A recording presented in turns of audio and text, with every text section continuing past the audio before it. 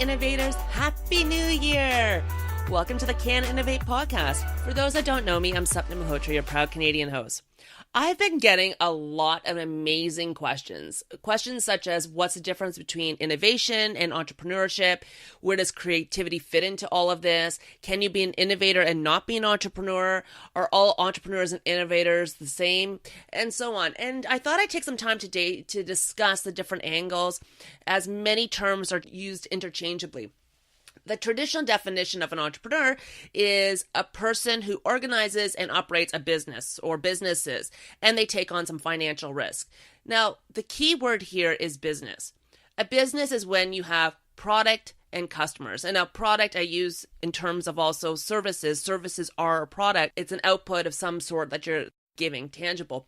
So a business is when you have a product or a service, and that's the key buzzword here for an entrepreneur, is that they're organizing and operating a business and they take on financial risk. Now, we all have dreams of having a profitable business versus an unprofitable one, and that's where the financial risk kicks into this, and testing early and pivoting and shifting your business models to make it a profitable one. And that's one of the key things. So that's the traditional definition of an entrepreneur, is a person who organizes and operates a business or businesses and takes on financial risk. That's what you need. You need a product or a service along with customers. Now, innovator has an interesting dimension to it.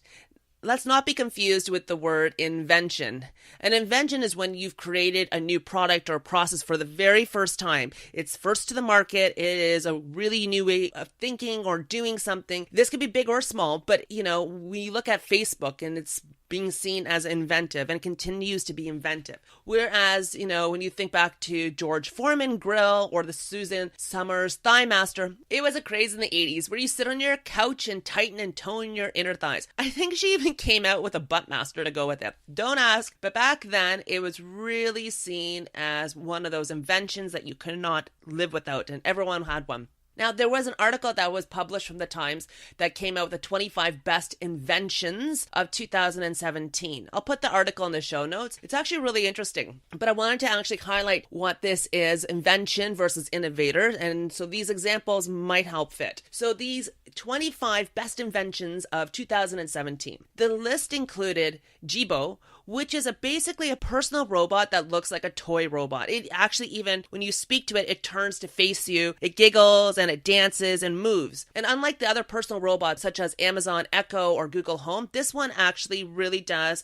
have some sort of human interface to it. It's tiny, but don't get me wrong, it's still very expensive because it's still really new to the marketplace. I think it launched early 2017. Another cool invention for 2017 is glasses that give sight to the blind. It's called eSight 3, and it translates algorithms to enhance the images for what legally blind can see. Still super expensive. I think it's like around $10,000, but early adopters will definitely gravitate towards it. But it's really solving a problem that people that are legally blind were not able to navigate and see. And this is actually a tool that's going to help do that. So it's a real big inventive glasses that people can really use. Now, on this list of best inventions of 2017, there was ice cream was on the list. Rihanna's Fenty Beauty products were on the list because it's got 40 different shades of foundation. There's shoes, cars, even wearable breast pumps, and so on. It's a crazy, interesting article indeed about these best inventions of 2017. So that's why I wanted to chat about inventions, because it helps us with our definition of innovation. Inventions are something new and unique that's basically first to the market, very usually expensive if it's technology based. Early adopters gravitate towards them. And then eventually the threat of substitution will show up, and you'll have different types of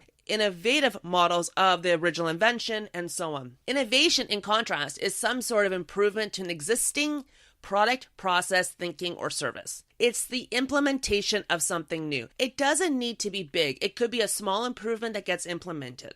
That's innovation. So invention is completely unique, first to the market. Innovation is something new, or is something that they're renewing or changing to something existing. Now, the word innovation comes from the Latin word, my friend Paul will be proud of me of pulling out Latin, is innovatus, which means renew or change. And this is where we're talking about that innovation simply is an improvement, renew or change to an existing product, process, thinking, or service that's implemented. So for example, when I used to travel all the time, I never understood why flight durations never seemed to improve as technology improved. So whenever I was flying from London to Toronto, the flight times would always be around 7 to 8 hours depending on the wind. It looks like this company, Supersonic Jet, will have flights from London to New York that's going to be under 3.5 hours. And I think that's may have just launched in late 2017. Obviously it's going to have less passengers, but it would be the fastest aircraft ever made. Now that's innovative. It's an improvement to an existing product. Animated emojis. Now, I think the new iPhone X, you can even turn yourself into an animated emoji. I think it's called Animoji instead of emoji. And it has characters that can be used to create messages behind that are based on your voice and facial expression. It's different, but very, very fun. I think you could be a unicorn. I think you could be a monkey and so on. I'm dying for someone to send me one because I would love to see what that looks like. But in essence, it is every company's competitive advantage. That's what makes them different than anyone else. And this is what innovation is. Again, it's something that is an improvement to an existing product, process, thinking, or service. And you can define product, process, thinking, or service in many different ways. Okay, so here we have it, right? We had entrepreneur, which is about business, having a product and customers. And again, we're hoping that everyone's a profitable business.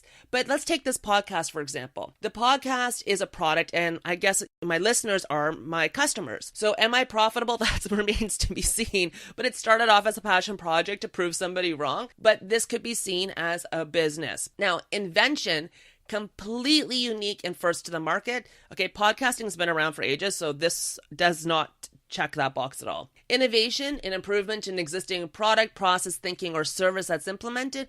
And I'm not really sure if I'm ready to put myself into this box for this podcast. I mean, I guess one can argue that it's specifically focusing on Canadian innovators, so that could be the change of the focus. But again, I don't think I really belong there either. So that's kind of where entrepreneur, invention, innovation.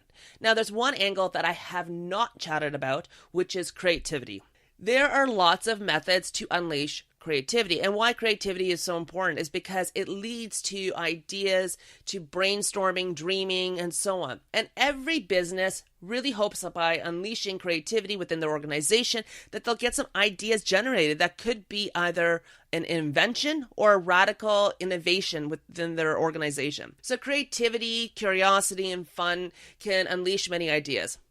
Perhaps that's why booze is so popular. One is forced to let go of your barriers and allow you to explore. Now, let's be very clear.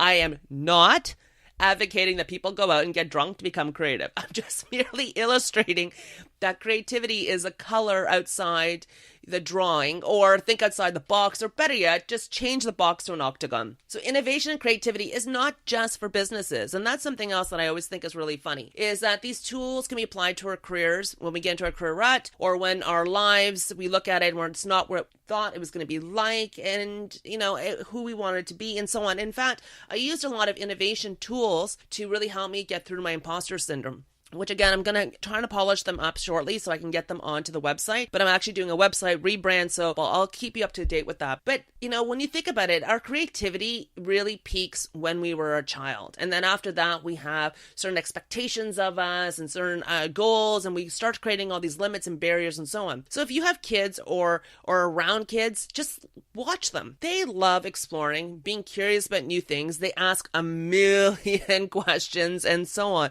But when you explore things through their eyes, you'll see creativity in a very different perspective. And you'll see different types of answers because they have a different set of lens. They're not biased and they don't have those barriers. They're just literally, genuinely curious about everything. So innovation starts with creativity and curiosity. As 2018 has started, here's my question.